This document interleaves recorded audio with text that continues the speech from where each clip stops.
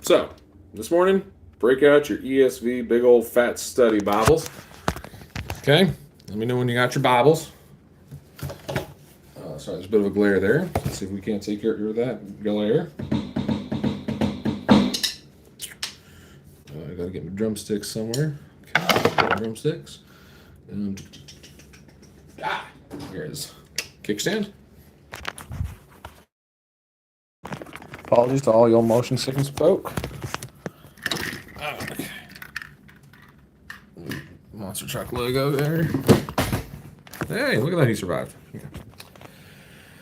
Okay, so as I said, we're going to be meditating this morning out of the ESV Study Bible. Oh, it's hefty. This is meat, okay? If you are not ready for meat, stick to the NIV. Ain't nothing wrong with studying like a teen if that's where you are in your spiritual walk, okay? Adults handle a study Bible. It's hefty, it gets protection, and it is a weapon.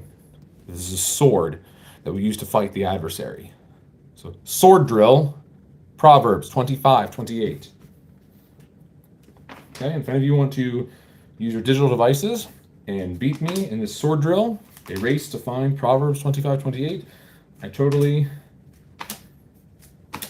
get it.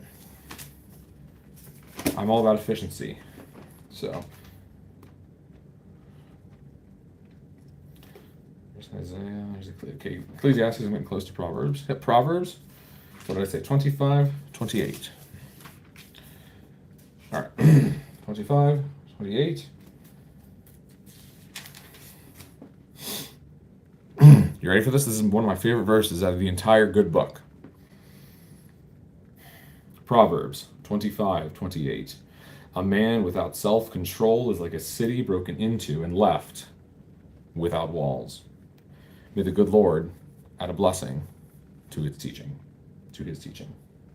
And if you go down into the footnotes section, the research section, what makes this a study Bible, self-control relates to the passions, such as anger or love, the positive or negative, the appetites for food, sex, etc., and the will, as illustrated by impulsive decisions. The lack of self-control is a mark of a fool. He's like a city left without walls, that is, with no means of defense against enemies.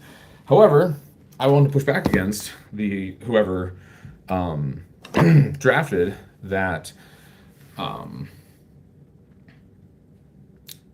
deep dive, because I think they only went 6 feet under. They didn't go deep under. They weren't drilling for oil.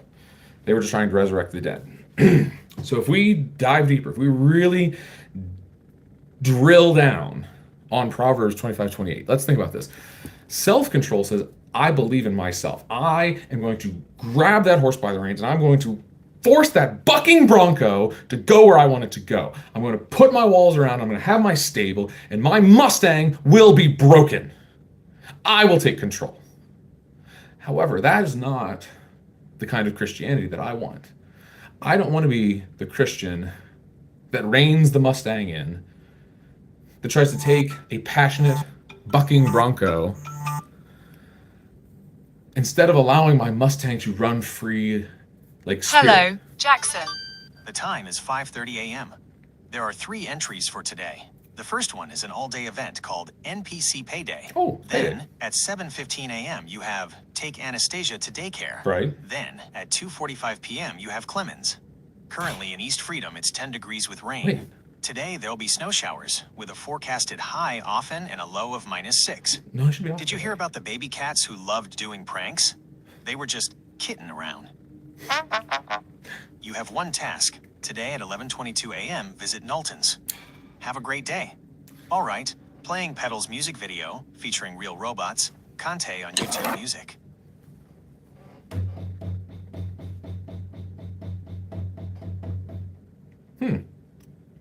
That part of it's broken. It's not playing. That's fine. All right, let's see. That was my morning routine. Bonjour. If I knew how to say good morning, because bonjour is good day. How do you say, well, maybe I'll ask Orion later. Hello. Hello. Did you know that the creator of the telephone, he didn't like hello. He liked ahoy. Wait, bonus points. One marshmallow to whoever can be the first one to put in the comments section who invented the telephone.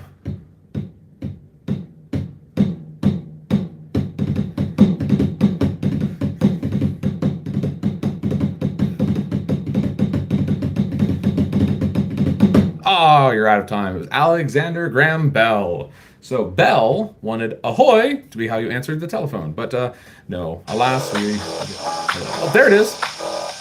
Okay, so it just took a moment.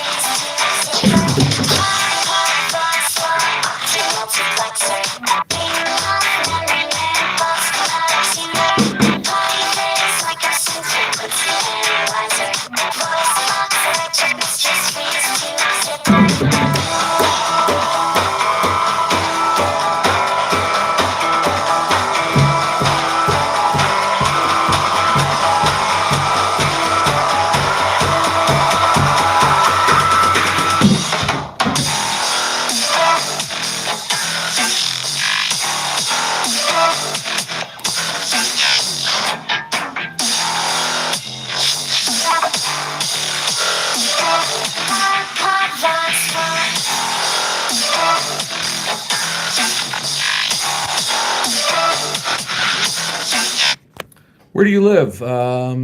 Ashley Horton 9198.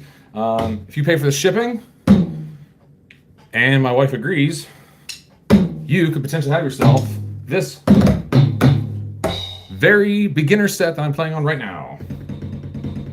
I have no idea what it would cost to ship this thing, and I ain't paying for it. But I'll have to happily box it out, and my wife might be glad to have it out of here. You might break my 4-year-old little son's heart, though, so it'd be a tough sell. But yeah, if you're looking for a beginner, I live in Australia. Oh, oi! I've worked for some Aussies. I worked for a company here in Hollidaysburg in Central PA called McClanahan's. Don't recommend. Don't ask. I can't tell. I didn't sign an NDA, but it just seems unethical. They have a division in Australia. But how about this? So, do you have an old shoe? The rubber sole on the bottom of your shoe actually works better. So these drum pads, literally, here, this drum pad,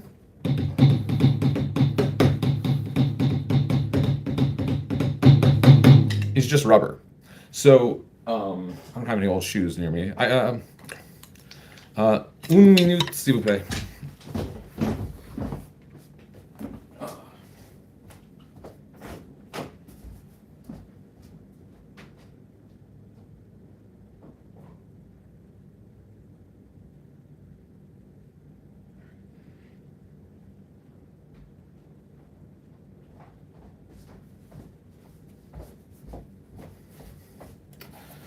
They returned. Okay, I have returned. So I got my old New Balance here. These are my walking shoes, my going out and about shoes. So this rubber sole right here, if I turn off my drum set, my E-kit, so right now there's no electronic signal passing from the drum pad.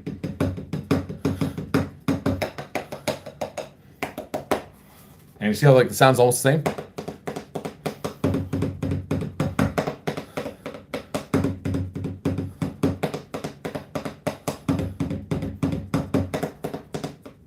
So you don't need to go out and spend money on a fancy acoustic set. You don't have to spend money on an electronic kit. All you need is an old pair of sneakers. For every essentially drum pad you want, you need a sneaker. If you want to get really fancy, you could cut off the sole, you could tape it up wherever you need. When I was in 9th grade, getting ready for marching band, I was assigned the some people call them tenors. I call them quads. So you put the drum harness over your shoulders, and then you have 4 drums that wrap around your waist. So quad drums. My band director, he didn't like calling them that. He preferred to call them tenors. Best part of being awake, not being dead, being 6 feet up.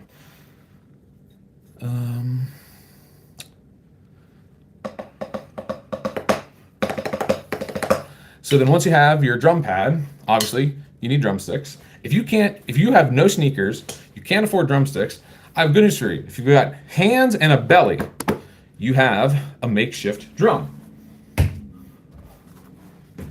Okay, not enough friction, Okay, New Balance, highly recommend. The shoes hold up so good, and when you do finally wear holes in them, they become drums. So if you have hands and a belly, really hands, you have a drum.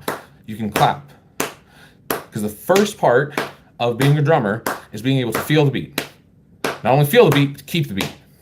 If you can't keep the beat, you can't be a drummer. Best way to train yourself to keep the beat is you got a watch. That watch ticks at a very consistent, specific rate. Now I can't very good keep 60 beats per minute, but what I can do is I can mark time, mark. I can keep 120 beats per minute very, very easily. Mark time, mark, hut, hut.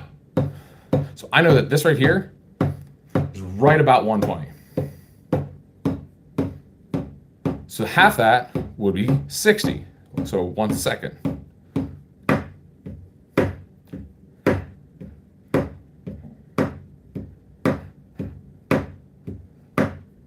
One, two, three, four. 1, 2, 3, 4. So, yeah, the first step really in being a drummer is being able to identify rhythm, and then it's called tempo, the speed at which a song is being played. So, pick your favorite song, be any song, because every song has a tempo, it has a speed. While you're listening, clap to it. Can you find that tempo? Because if you can't find that tempo, well, you might not be a drummer. And I do apologize for that, but I'm fairly certain. Oh, I can't play traditional style, especially not like that.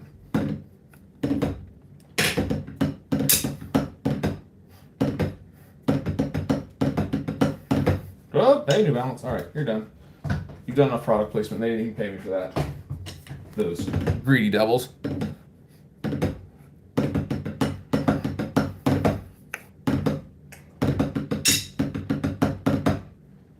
All right, but I'm getting distracted. So back to the point. This is a morning meditation. I teased you there with some drum lessons, drum practice. Back to, the good book here. So we're diving in deep. We're breaking out the meat, not the milk. If you are a teen, essentially, in your walk with the good guy upstairs, stick to like an NIV, New International Version, teen level study Bible. That's even if you're studying. If you aren't even ready for like a study Bible or like a full 66 book canon, I would recommend just keep it bare minimum. Go with the Psalms, the Proverbs, and the New Testament. You know, the poetry book, the book of wisdom, and then the half that brought us salvation. And if you need one of those, reach out to me, Jackal, Bruit, that's fruit with a B, at gmail.com, and I will find a way to ship you a case of the bare minimum Bible. Psalms, Proverbs, and the New Testament. I'll find a way. I don't know how yet, but I'll find a way. I'm not promising anything, but I work my hardest. So this morning, we're diving deep. We are drilling for oil in Proverbs 25:28. It is probably my favorite verse. I've already read it a little bit earlier in the live stream.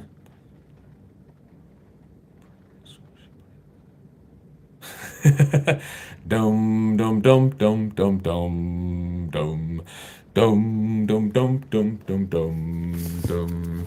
Dum dum dum dum dum dum dum dum dum dum dum dum dum. I'm gonna fight 'em off. A seven nation army couldn't hold me back.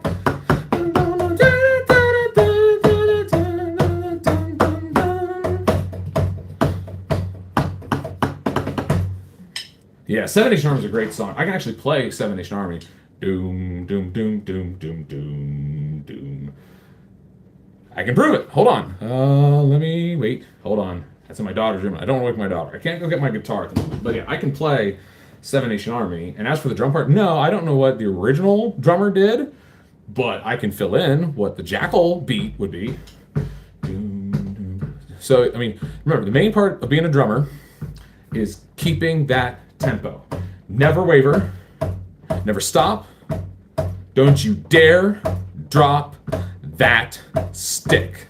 Keep the beat as best you can.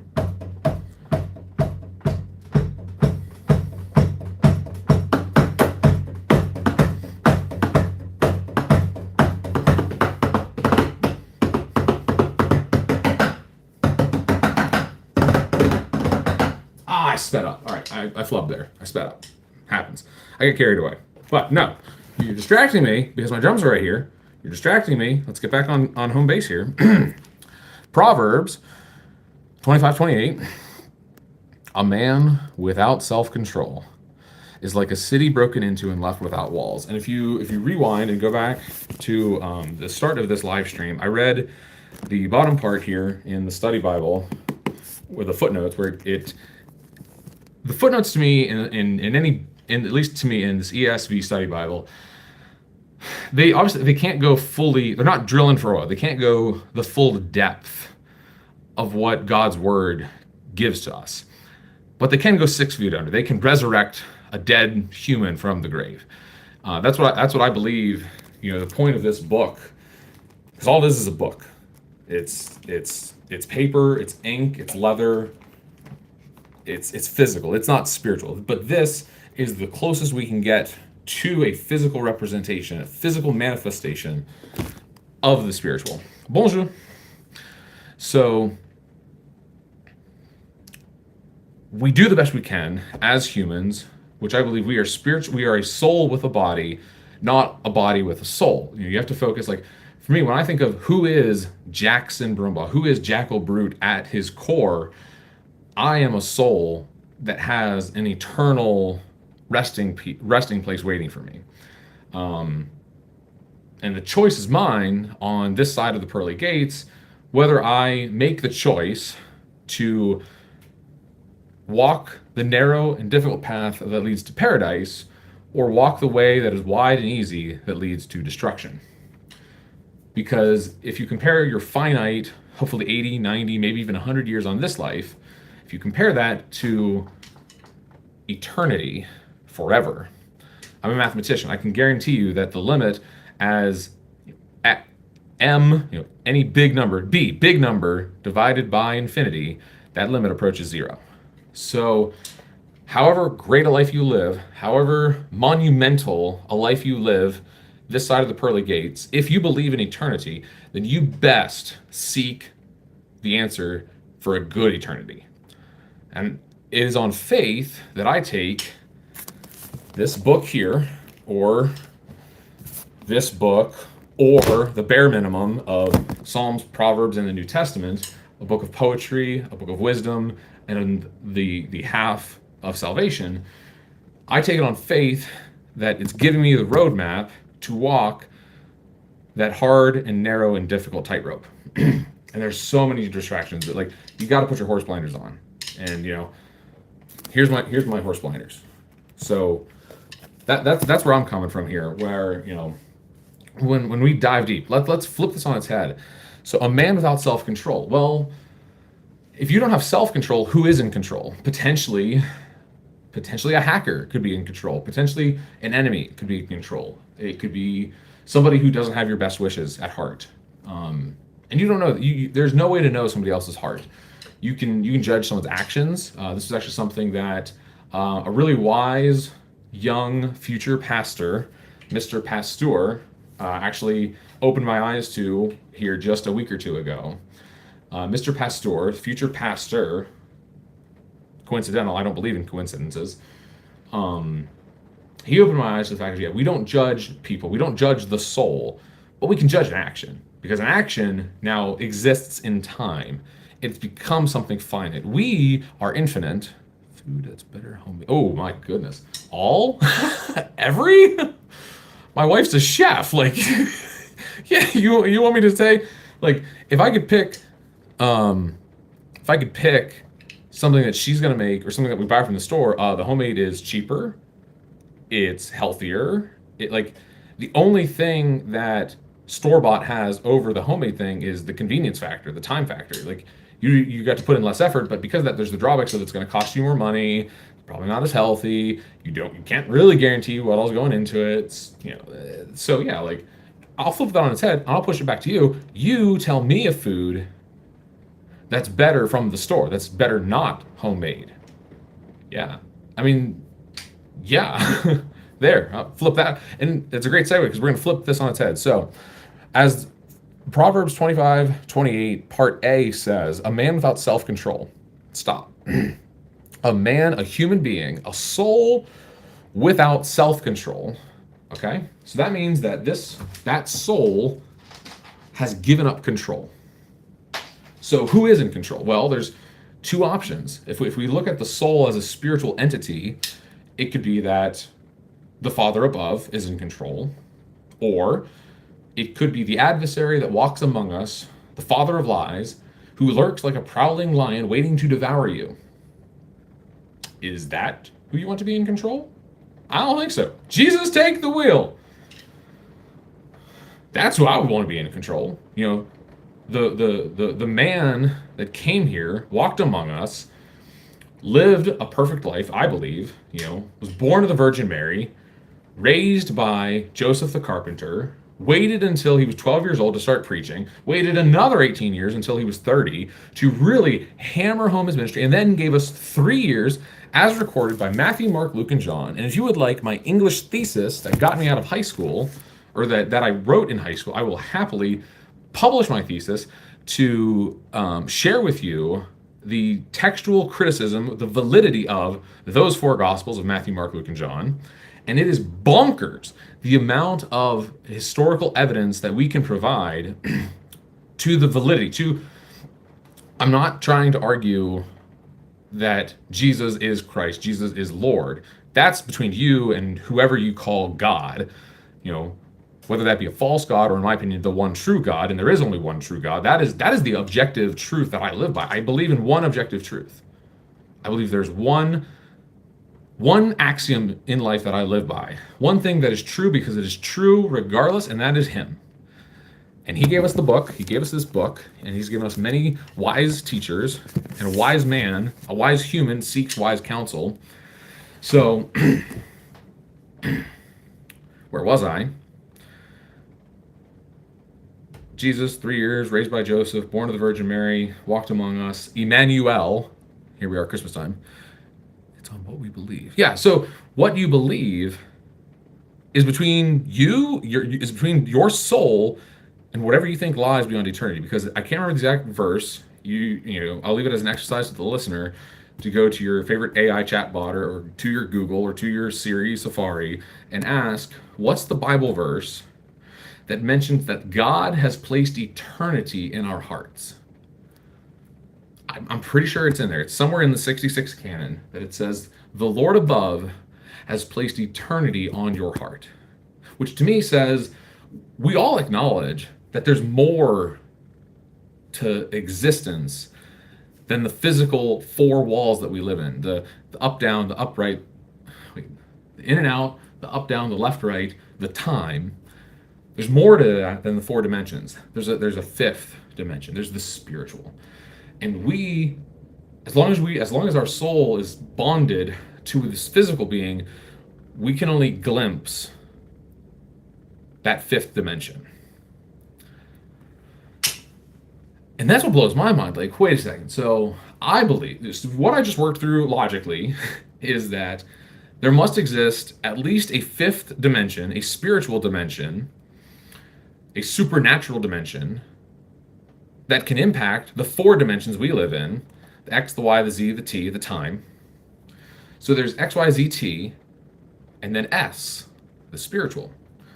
We can glimpse the spiritual. We can have notions about the spiritual, but we can't fully grasp the spiritual. We can see it as if seeing through a cloudy veil. And that spiritual, I believe, lives eternal. So we are a created being. Our creation is well documented in the timeline of history, or if you like, the multiverse. So out of the multiverse, you have been created, and your time bracelet begins. But with each ticking millisecond, your timeline bracelet is being woven together, and we can't unweave the bracelet, but we can look back, and we can see how it was woven. Were we the ones weaving it? Was the creator above weaving it? Was Schrodinger right? And there's this multi-dimensional multiverse that superimposes the many possibilities and probabilities of the multiverse? Maybe. I don't know. It hurts my brain to think of a being that lives outside time, because I have been bound to time for 32 years. So I chew on that. I chew on this concept of what would it be like to live in 5 dimensions, to experience and embrace the spiritual. And to me, it's acknowledging that if I don't want self-control, I have to give the control over to one of those spiritual beings. And I believe that there's an infinite number of spiritual beings, some good, some bad, some evil. Evil is bad. Bad is evil. Evil is bad. And I believe that this book details the difference of a good spirit and a bad spirit. However, I believe that we as souls that are tied to a physical body, we are neither good nor evil this side of the pearly gates. We are not judged until we pass through the veil, through the pearly gates. And at that moment, when we have passed beyond time and we have walked into the throne room of the Lord above, in that moment, he will judge us. The beauty of it is, he is a merciful judge. He is a good judge. He is a great judge. As Trump would say, he's good, he's great, he's almighty. He's the best as ever could possibly be. Now, Trump would never say that, because Trump would never give credit to another thing, in my opinion. If you can find a clip of Trump praising somebody else, you get a marshmallow. Marshmallows are favors for me. You can always trade in a marshmallow for a favor from Jackal, from the Jackal. And I'll find a way to pay my marshmallows. So I believe in, the good, great, almighty creator judge, who, when we pass from this physical realm to go to the spiritual realm, the 5th dimension, he's going to look at us, and he's going to want to be merciful. The Bible says that in the Lord's mercy, he waits for all of his children to come home. Like the story of the prodigal son. If we as young, naive children ask for our inheritance early, if we say to our Father above, hey, you owe me, you put me here, I didn't ask for this, give me all the drugs and all the sex and all the success and all the money that I could ask for. If you demand that of your Father above, he's going to look at you and he's going to, you know what? Because I love you, I'm going to let you go. I'm going to give you your way. I'm going to let you have your self-control. He's going to let go of the wheel. And he's going to wait, and he's going to hope that someday something's going to happen that triggers to you that you effed up. And in that moment, you'll have the humility to come back home. I don't know if any of you are Daughtry fans. I'm coming home, back to the place where I belong, where your love has always been enough for me. So the story of the prodigal son that Jesus tells us says that the prodigal son, who really, if you study it, if you dig deep, at least 6 feet under, the prodigal son says to his father, Dad, I wish you were dead. Give me my money. Give me my inheritance. I'm going to go. I'm going to be a greater success than you ever were. I'm going to show you just how great I can be. I'm going to take my self-control. I'm going to get out of here. I'm going to leave your house. I'm going to go. And do you know what happened to that prodigal son? Jesus tells us, according to the New Testament, in Matthew, Mark, Luke, John, that prodigal son, when he took his father's inheritance, when he took his undeserved early inheritance, when he cashed out early, he ended up at a pig farm, eating the slop among the pigs. Now, I don't know if you've ever been near a pig, and only in God's timing is it that I'm doing this morning meditation while I sling pig bellies into a bacon slicer up in Tyrone, PA. I kid you not. Bacon is an amazing thing. Pigs are fascinating creatures. But I assure you, I would never want to eat the slop among them. Never would I want to. No. No, no, no, no, no, no. I would much rather have a good home-cooked, homemade meal. As, who was it that commented about? Oh, yeah, it was a Q&A thing, so I guess I can't see those.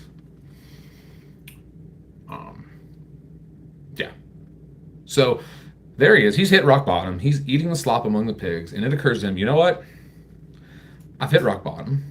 It doesn't get lower than this. I'm eating amongst the pigs. I'm eating slop out of their trough. And I had a father that was rich. I come from royalty. I had a father who loved me. I had a father that was willing to let me go and let me pursue my selfish desires. How foolish was I? So he stands up, covered in dirt and slop and who knows what all else, because he spent every last penny that his father had given him.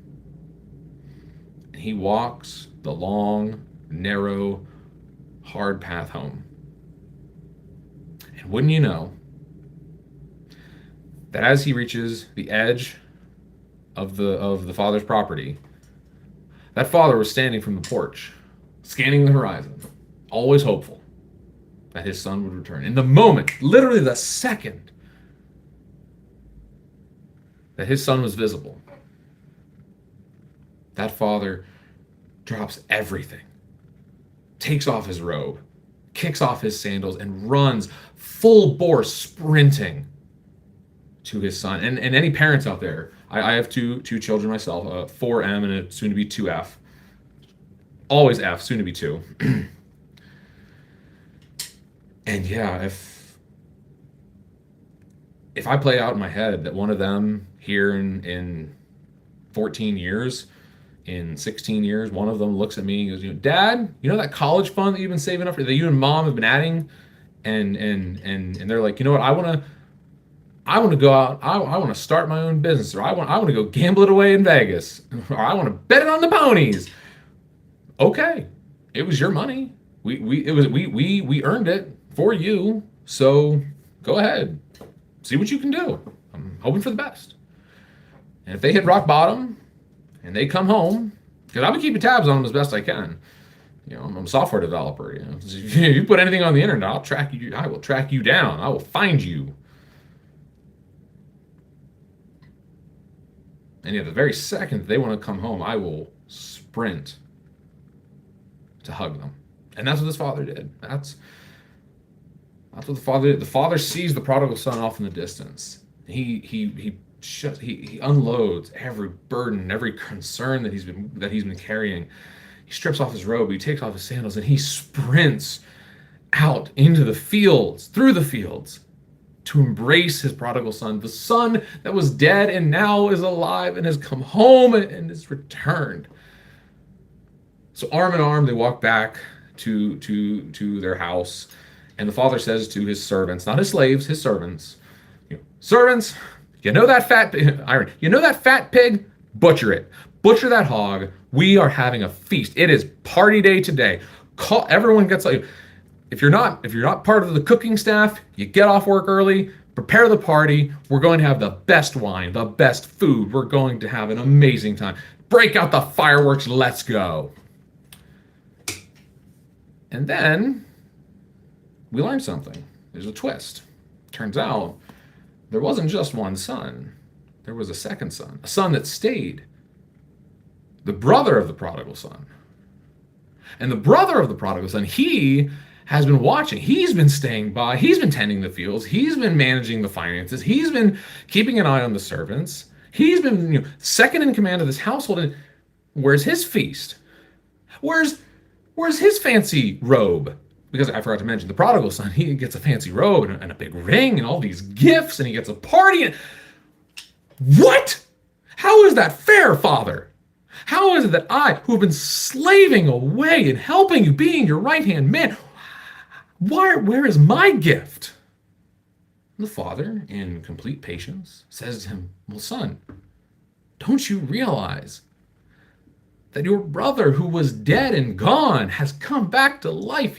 We have buried 6 feet under and we have resurrected him. We have to throw a party. We have to. You're invited. You're more than welcome to partake. But it's totally your right. If you want to go sulk in your room, by all means, do as you please. So, getting back to Proverbs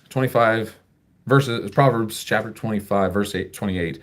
A man without self-control. So a human being, a created soul without self-control has two options. If you're not in control, either maybe God, your father above, could be in control. And to me, he doesn't control like a manipulator. No, his version of control says, I've given you a handbook. You can follow the handbook, or you can do one of the other two options. Option A, self-control. Option B, there's this other thing I created called Hasatan, the adversary, the enemy. I created him. God created Satan. Satan is the father of lies. He lurks and prowls like a stalking lion waiting to devour you. So, I've given you 3 options. You can give control. You can say, Jesus, take the wheel, like Harry Underwood. You can say that you're going to be in control, or you can give control over to these false gods, these other spiritual beings, these other eternal things that were created, but created before us souls, us human beings. It's your choice, A, B, or C. You get the good, the bad, and the ugly. Who's driving? And a lot of times in my life, I've let the ugly drive. Much less times, few times, I've let the bad drive. I'll admit that. I'm not perfect. Never will be this side of the pearly gates. And I'm okay with that. I will answer for that someday.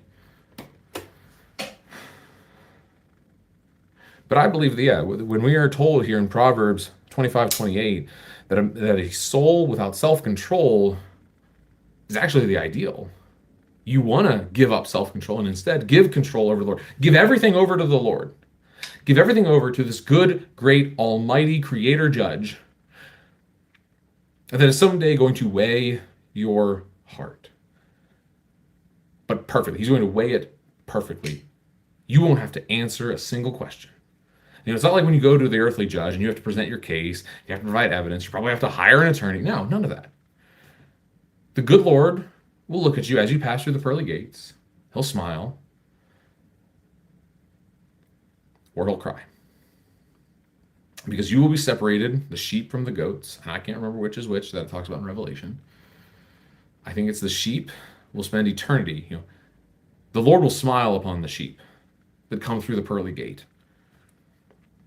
The sheep will spend eternity having a feast and a party because one of God's chosen creations, one of his precious sons or daughters has come home finally. Not to rush. No one's in a rush.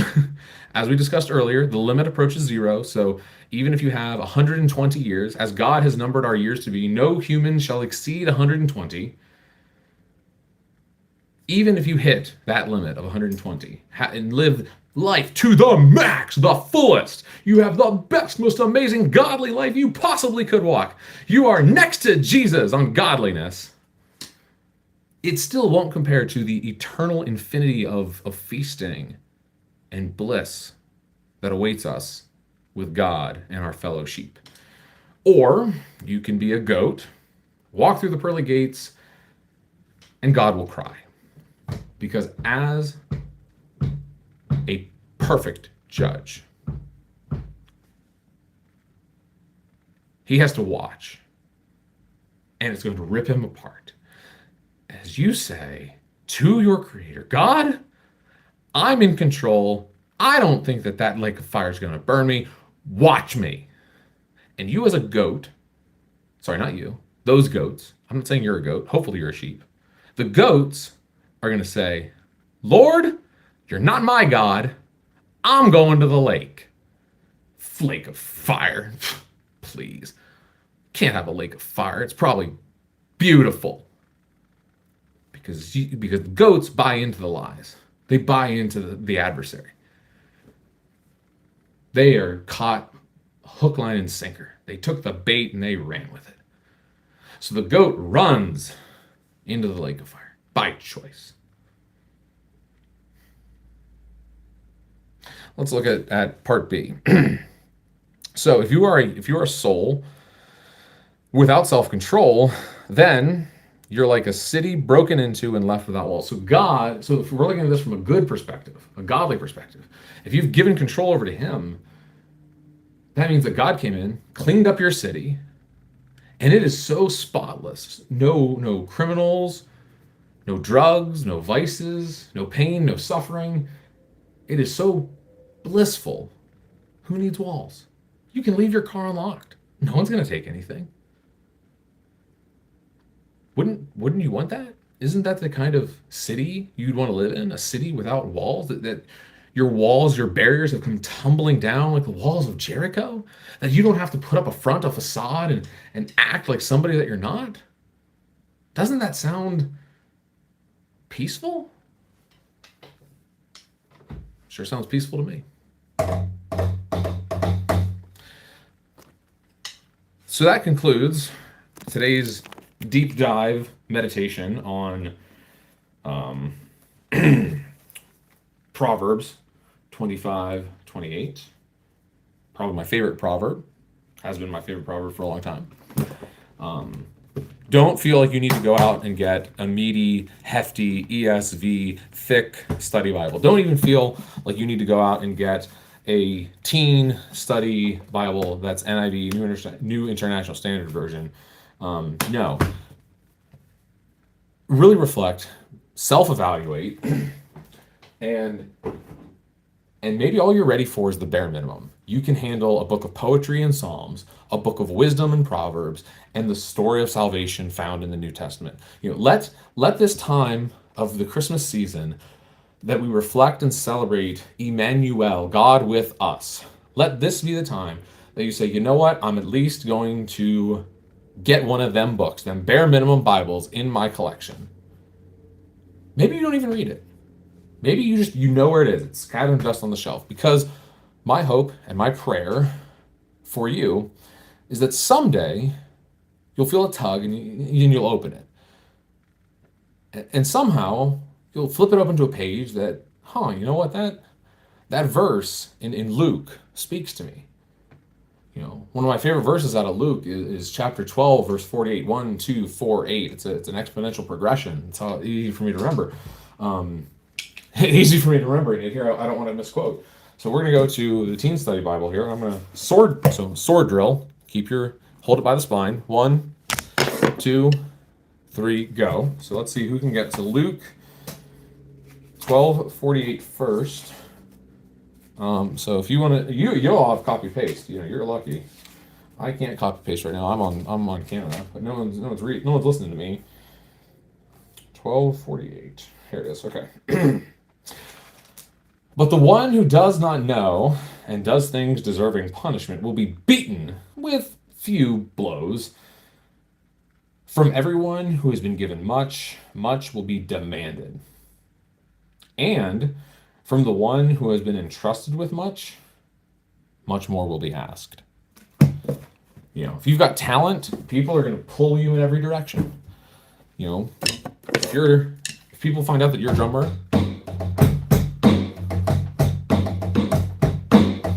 then it's on you to recognize when to say yes and when to say no. Because to whom much is given, much is demanded, much is expected.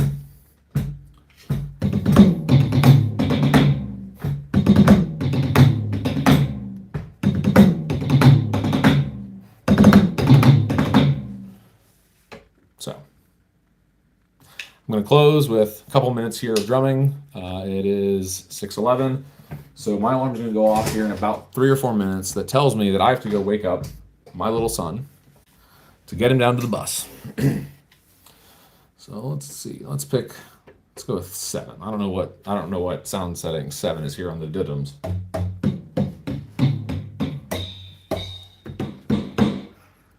Oh wait, no, that's a song. How do I change the voice? There's 90. I don't know. See, I don't even know how to run this thing. There's too many buttons. How do I change the kit? Oh, kit. There it is. Okay. Let's see, kit number 7.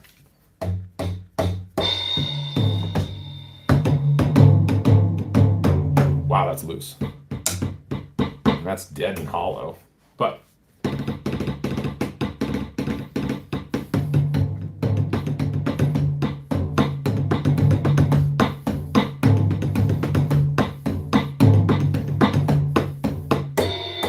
ooh, silence. Okay,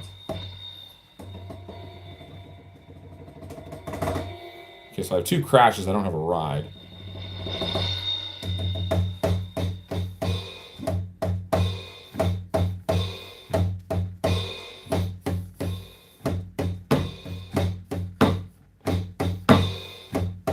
Okay, I don't like 7. Let's go to 5. It's 5.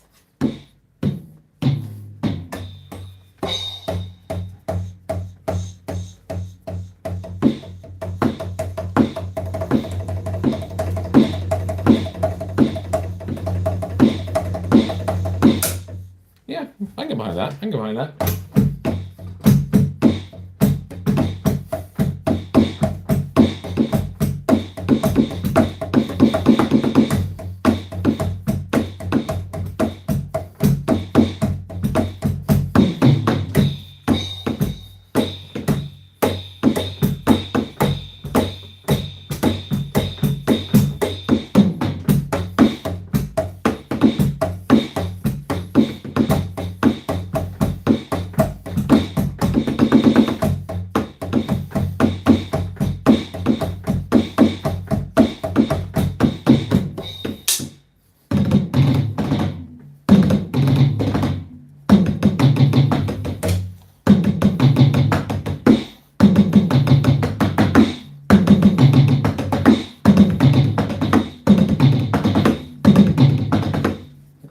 There we go. Yeah, your snare always comes loose. Can't get that one tight enough.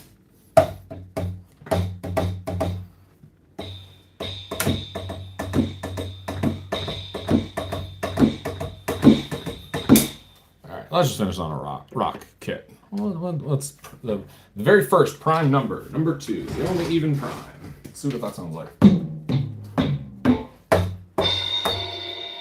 Okay, so very echoey ride.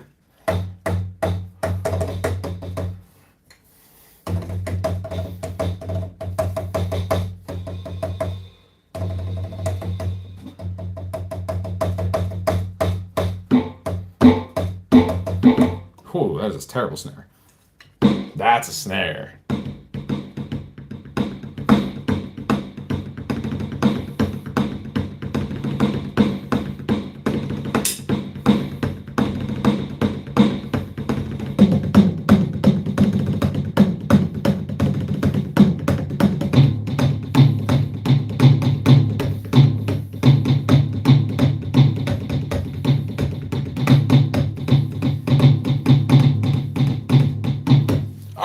I'm going to close this morning meditation with another drumming tip.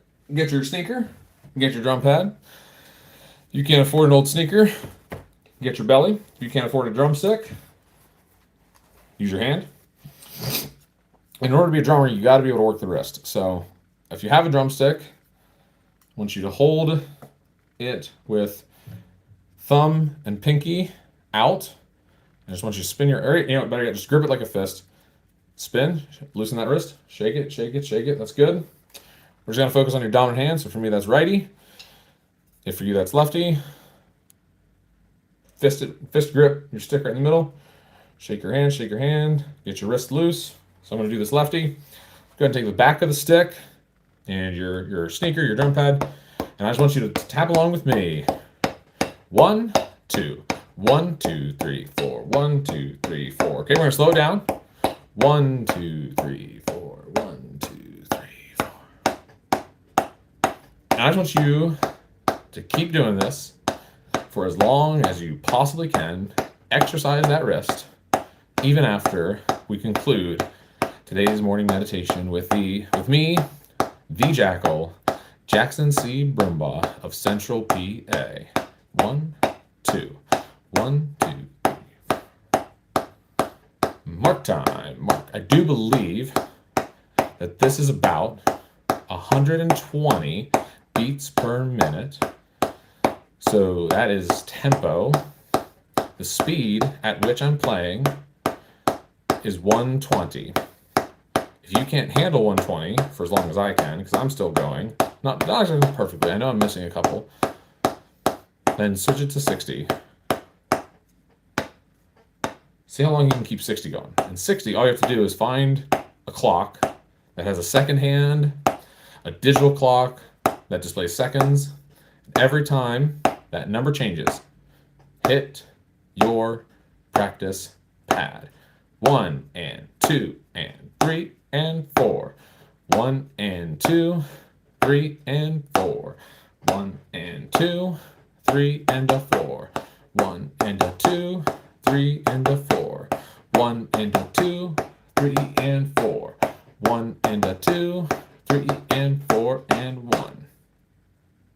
No, I didn't say you could stop. I get to stop because I have to clock out.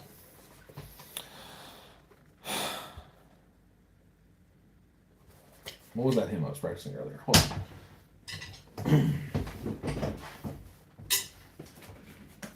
If you want a really good hymn to go along with the drum practice we were just doing there, with here,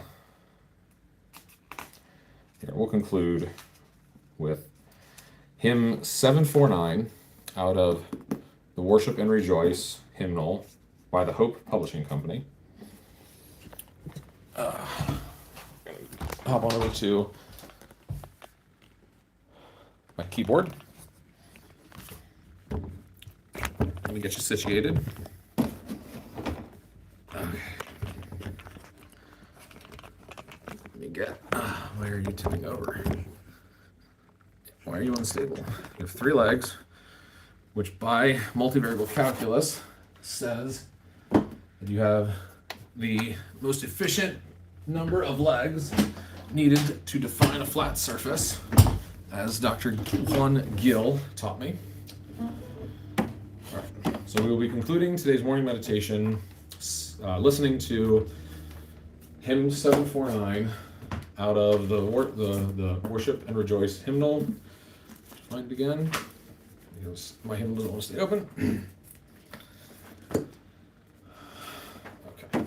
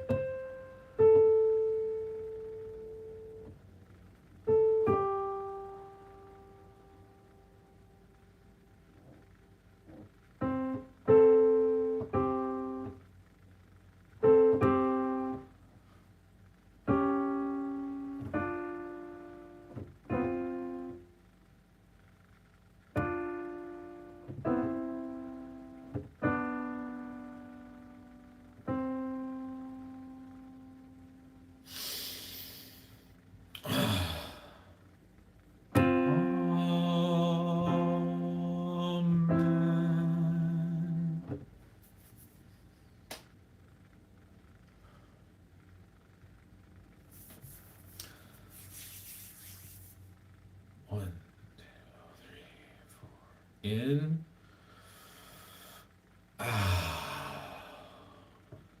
In.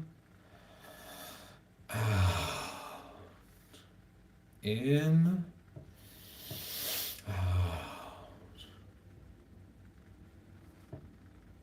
Peace be with you and also your kin this holiday season.